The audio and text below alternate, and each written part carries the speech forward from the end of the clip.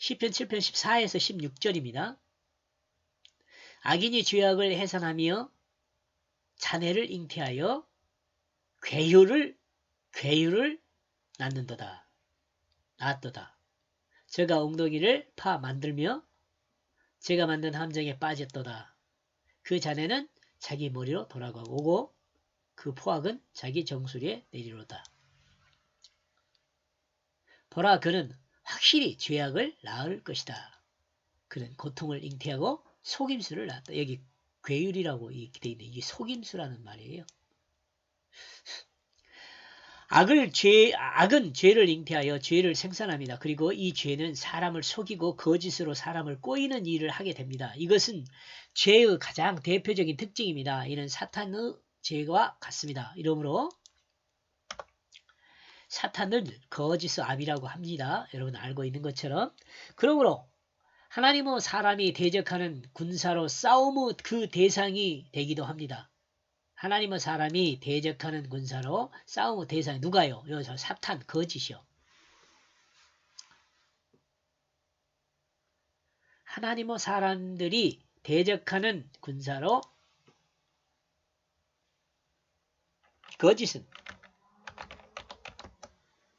거짓은 싸움의 대상이 되기도 합니다. 그리고 이같이 행하는 모든 목적은 자신만의 이득을 위한 수단이 됩니다.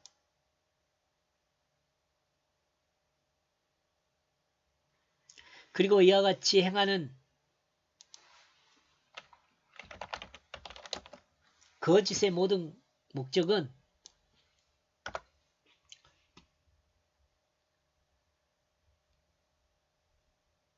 자신만의 이득을 위한 수단이 됩니다. 또 생각하면 정의라는 이름으로 또 개혁이라는 이름으로 행하는 일도 이 더러는 이와 같은 잘못된 잘못을 범하는 경우들이 종종 있습니다.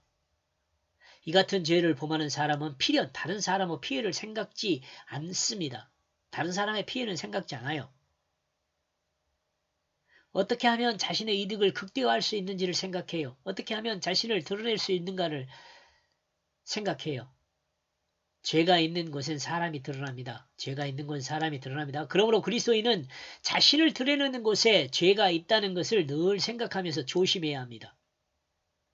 그런데 이런 와중에서도 자신을 돌아보고 자신의 잘못을 인식하는 사람이 있습니다. 이런 사람은 양심의 간섭을 받는 사람이죠. 하나님의 내주하심을 느끼는 사람이라 하겠습니다. 그러므로 이와 같은 사람은 참으로 좋은 기회를 붙잡은 기회를 얻을 것입니다. 이는 성령의 내주하심을 느끼는 사람이기 때문에 그렇습니다. 그러면 만약 성령의 간섭을 순종하게 된다면 그는 곧 하나님의 다스림을 받게 될 것입니다. 그런데 도무지 잘못이란 것이 무엇인지를 모르는 사람은 방법이 없습니다. 잘못이 뭔지를 모르는 사람은 어떻게 방법이 없죠. 이와 같은 사람은 자기 중심으로 꽉 차 있어서 다른 사람이 어떤 간섭도 허용하지 않죠. 마치 자기 신앙으로 굳어진 사람이라 하겠습니다. 이런 사람의 특징은 법도 자신이 만들고 하나님도 자신이 만듭니다. 자기 고집의 틀에서 자기를 깨지 못합니다. 하나님도 자기 마음대로 만드니까 더 이상 할 말이 없겠죠. 이는 베이컨이 주장하는 우상론에 빠진 사람이라고 생각해 볼 수 있어요. 이런 사람의 특징은 어느 정도 맞고 어느 정도는 틀린 질서를 가집니다. 안타까운 것은 타협이란 것이 없습니다. 사실 타협을 모르는 사람은 새로운 지식을 얻기 힘들다고 볼 수 있어요. 그죠? 새로운 지식을 얻으려면은 자기네 선 지식을 그 새롭게 들어오는 지식과 타협을 해서 진리를 찾아야 하거든요. 근데 이런 타협이 없는 사람은 이 공부가 안 되는 거죠. 자신의 경험으로 굳어진 지식이 새로운 지식이 들어오는 그것을 허용하지 않기 때문이죠. 여러분 이해하죠? 이렇게 볼 때 타협할 줄 아는 사람은 지혜로운 사람이라 할 수 있습니다. 그리고 그 마음이 열린 사람이라 할 수 있어요. 또 이같이 마음이 열린 사람은 영원한 미래를 향하여 하나님의 음성을 들을 귀가 있는 사람이라 하겠습니다. 들을 귀가 있는 것은 자신의 지식과 새로운 지식을 조화롭게 타협할 수 있는 사람이라 할 수 있습니다. 이러므로 모든 소리를 듣는다고 다 지혜로운 사람이 될 수 있는 것은 아닙니다. 들리는 소리를 듣고 그 소리를 자신의 것으로 받아들일 수 있는 사람이 지혜로운 사람이 되는 거죠. 이와 같은 사람은 새로운 한 단계 성장된 새롭게 한 단계 성장된 자신의 지식을 가질 수 있으며 지식이 조화로운 지혜를 만들기 때문에 지혜로운 사람이 될 수 있을 것입니다. 세상의 잘못을 아는 사람과 잘못이라는 것을 모르는 두 사람이 있다고 볼 수 있어요. 그리고 잘못을 아는 사람 중에는 자신의 잘못을 모르지만 다른 사람의 잘못만 아는 사람도 있어요. 자기 잘못을 모르고 다른 사람 잘못만 모르는 사람이 있단 말이에요. 사실 사회에 문제를 일으키는 사람은 어떤 사람이요? 잘못 자체를 모르는 사람과 자신의 잘못을 모르는 사람이 사회 문제를 일으키죠.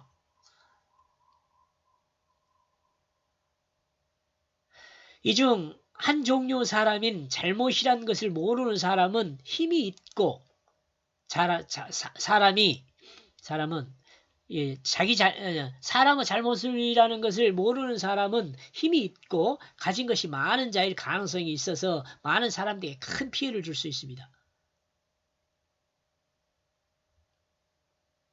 잘못이란 것을 모르는 사람이 잘못이란 것을 모르는 사람이요. 이 사람은 모든 사람에게 피해를 줍니다. 오직 자신만의 이득을 위해서 살기 때문에 그렇습니다. 마치 놀부와 같은 사람이죠. 모든 사회의 중심은 오직 자신을 중심으로 돌아가야 한다는 생각으로 자신이 주인이 되어 살아가는 사람입니다. 요즘 시대 보면 이런 거 여러분 생각납니까? 어떤 사람은 자신의 잘못을 모르고 오직 남의 탓만 하는 사람이 있습니다. 자신을 제외한 모든 사람은 죄인으로 만드는 거죠. 자신을 제외한 모든 사람을 죄인으로 만들어요. 자신은 자신의 그 양심의 간섭을 받지도 않습니다. 사회의 잘못이나 교회의 잘못이나 모든 것에 대해 피해의식 속에서 자신을 돌아볼 줄 모르는 사람이죠. 세상의 현상은 자신에겐 문제가 없는데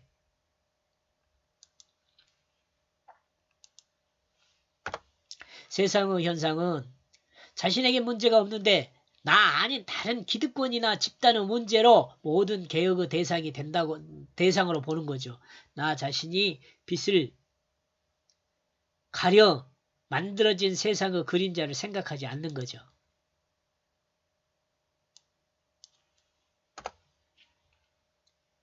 우리는 자신이 빛을 가려 만들어진 세상의 그늘진 곳을 생각해야 합니다. 그리고 자신에게 들려지는 하나님의 음성을 붙잡고 하나님의 다스림을 순종함으로 자신으로 인하여 만들어진 그림자를 거두고 그 빛이 드러나게 해야 할 것입니다.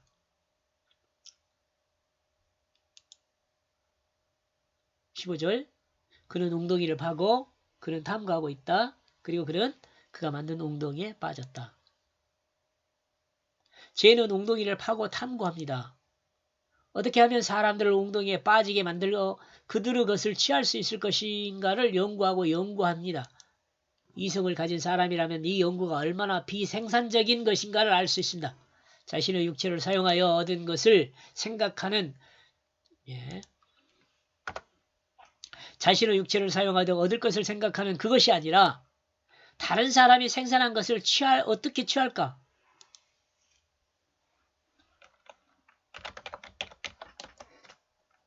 어떻게 취할까를 연구하는 것입니다. 현대 사회의 중심은 생산에 있지 않고 다른 사람의 생산에 내 손을 더하여 그 이득을 어떻게 취할까에 관심이 더 큽니다. 이같이 생각할 수 있는 것은 생산자와 소비자보다 중간상인이 더 많은 것에서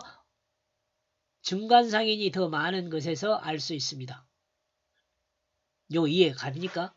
여러분 우리 생산자와 소비자 중간상인들 얼마나 많아요. 대리점이 있고 소상공인이 있고 막 그런 거 있잖아요. 사실은 생산자와 소비자만 있으면 됩니다. 그런데 편리성을 생각한다면서 중간 유통이 발달하게 된 것이라 할 수 있습니다. 그런데 생산 원가보다 이 중간 마진이 월등히 높다는 것을 여러분 알죠? 중간에 유통하는 그 유통도 생산으로 봐야 할 것인가? 이제 이런 문제가 있죠. 중간에 유통하는 것도 생산으로 봐야 할 것인가? 혹시 이 중간 유통이 웅덩이를 파고 자신의 유익을 구하는 탐구 결과는 아닌지 생각해 봐야 합니다. 우리가 사는 사회는 이 웅덩이에 빠져 있습니다. 문제는 알겠는데 그 해결책은 도무지 알 수가 없습니다. 편리성 때문에 이 문제를 용납할 수밖에 없게 되는 것이죠. 이런 점에서 이제 중간 유통도 생산에 포함되었다고 봐야 하는 시기가 되었습니다. 뭔가 문제가 있는 것 같지만 또한 어쩔 수 없는 그런 모양이죠. 16절 그는 처음 고통으로 돌아올 것이다. 그리고 그는 그 포악한 정수리에 내릴 것이다. 모든 죄의 결과는 자신에게 돌아오는 것을 우리는 잊지 말아야 합니다. 우리가 악한 만큼 그 악한 내용이 자신을 괴롭히게 할 것이라는 것을 잘 알아야 돼요. 우리가 악한 만큼 악한 것이 나를 괴롭힌다는 것을 알아야 돼요. 이러므로 죄 앞에서 하나님의 음성을 듣고 돌이킬 수 있는 사람은 참으로 좋은 기회를 붙잡는 것입니다. 곧 복이 있는 사람이라 하겠습니다. 이 복 있다라고 복이 생명을 말해요. 생명. 이와 같은 사람이 생명이 있는 사람이에요. 하나님의 음성을 듣고 자신의 삶을 돌이킬 수 있는 사람이 생명이 있는 사람이죠. 복 있는 사람이에요. 죄를 범하지도 또 죄의 결과도 그 삶이 그 중심에서 모두 피할 수 있게 하기 때문에 그렇습니다. 그러니까 복이 있는 사람이죠. 이렇게 해서 말씀해 주는 교훈은요. 죄는 고통과 속임수를 낳습니다. 죄는 자신의 이득을 채굴하려고 다른 사람을 동원하여 피해를 줍니다. 죄의 결과는 결국 자신에게 돌아옵니다. 여기까지 보겠습니다. 고맙습니다.